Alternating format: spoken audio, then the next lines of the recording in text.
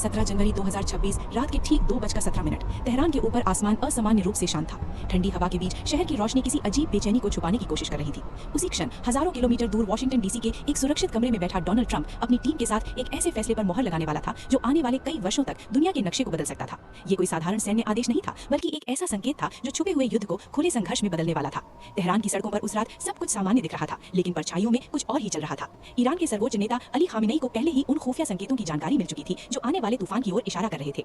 वर्षों से चल रही तनाव, प्रतिबंध और गुप्त हमलों की एक लंबी श्रृंखला अब अपने चरम पर पहुंच चुकी थी। ये संघर्ष सिर्फ दो देशों के बीच नहीं था, बल्कि विचारधाराओं, शक्ति और नियंत्रण की एक गहरी लड़ाई बन चुका था।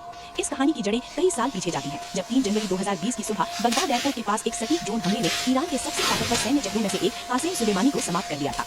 उस दिन से ही एक अदृश्य युद्ध शुरू हो गया था, जिसमें गोलियों की आवाज कम और साजिशों की गूंज ज्यादा थी। हर हमले का जवाब एक और गुप्त ऑपरेशन से दिया गया। हर प्रतिबंध के पीछे एक नई रणनीति तैयार की गई।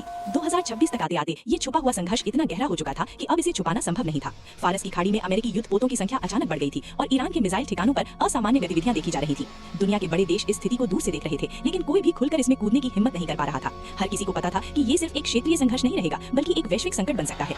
तेहरान के अंदर गुप्त बंकरों में बैठकर ईरानी कमांडर अपने अगले कदम की योजना बना रहे थे। वहीं दूसरी ओर अमेरिका के खुफिया नेटवर्क ने ईरान के हर संभावित जवाब का पहले से अनुमान लगा लिया था। ये एक ऐसा खेल बन चुका था जहां हर चाल का जवाब पहले से तैयार था, लेकिन फिर भी परिणाम पूरी तरह अनिश्चित था। इसी बीच भारत में बैठे अजीत डोवाल इस पूरे घटनाक्रम को बहुत ध्यान से देख रहे थे। उनके लिए ये सिर्फ दो देशों का युद्ध नहीं था, बल्कि एक ऐसा संतुलन था जो एशिया की स्थिरता को सीधे प्रभावित कर सकता था। हर कदम का असर भारत की सुरक्षा और कूटनीति पर पड़ने वाला था, और इसी वजह से हर जानकारी को बहुत सावधानी से परखा जा रहा था।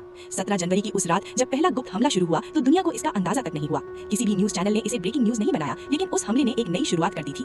ये युद्ध अब परछाइयों से निकलकर धीरे धीरे रोशनी में आने वाला था। मिसाइलें अभी खामोश थी, लेकिन उनकी तैयारी पूरी हो चुकी थी। अगले कुछ घंटों में फारस की खाड़ी के ऊपर से गुजरने वाले हर विमान, हर जहाज और हर सिग्नल पर नजर रखी जा रही थी। एक छोटी सी गलती भी पूरे क्षेत्र को आग में झोंक सकती थी। और जैसे जैसे समय बीत रहा था, ये साफ होता जा रहा था कि अब पीछे हटने का कोई रास्ता नहीं बचा है।